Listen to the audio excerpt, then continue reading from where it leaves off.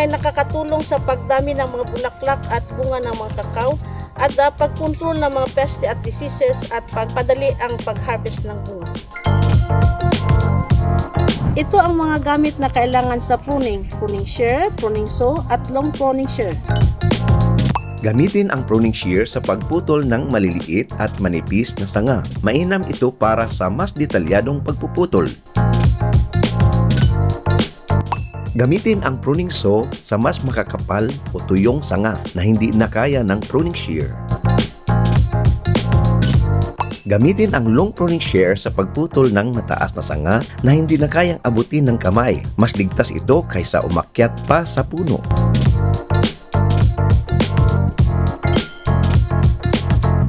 Ang tip pruning ay ang pagpuputol ng apical lateral branch 3 buwan mula sa pagtanim. Ang formative o maintenance pruning ay ang pagtanggal ng mga hindi kailangang sanga tulad ng nag-overlap, may sakit, nakalaylay at iba pa. Ang production pruning ay ginagawa pagkatapos sa kasagsagan ng ani. Ito ang bahagyang pagpuputol during productive stage para sa monitoring at sanitation. Mainam na 20 to 25% ng canopy ang i-prune. Ang pag-overprune ay makaapekto sa ani at ang pag-underprune ay makaapekto sa daloy ng hangin.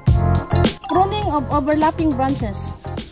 Putulin ang mga sanga na magkasalubong para maiwasan ang pagkalat ng mga sakit, makapasok ang sikat ng araw, at makadaloy ang hangin.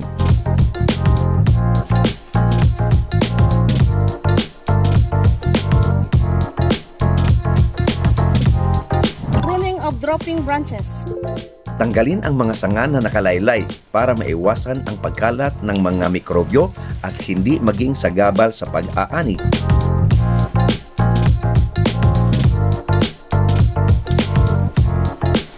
Pruning of infected and damaged branches. Putulin ang mga sanga na may sakit o sira para maiwasan ang pagkalat ng sakit. Sunugin ang mga ito upang hindi na kakalat. Tanggalin ang mga pods na may sakit at mga tsupon. Alisin ang mga infected pods at sunugin upang hindi nakakalat. Ang tsupon ay isang suhi na tumutubo mula sa ugat o sa puno. Alisin ang mga tsupon dahil ito ay umaagaw ng nutrisyon. Para ma-maintain natin ang height ng kakao, kailangan natin ng top pruning.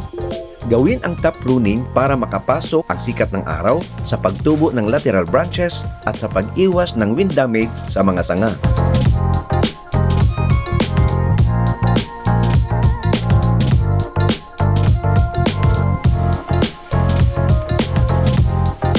Sa mga malalaking sanga, gamitin natin ang pruning saw.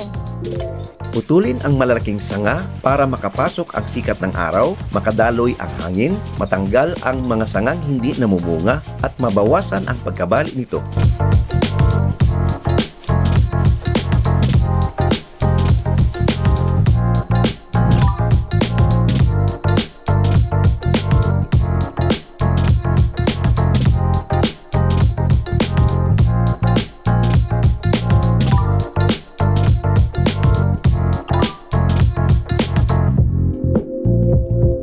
Kolektahin ang mga sanga na hindi infected at ilagay sa pagitan ng mga puno bilang mulching o pantakip sa lupa. Pagkatapos ng pruning, mag-apply ng fertilizer, foliar or soil application upang lumago at makarecover ang mga puno.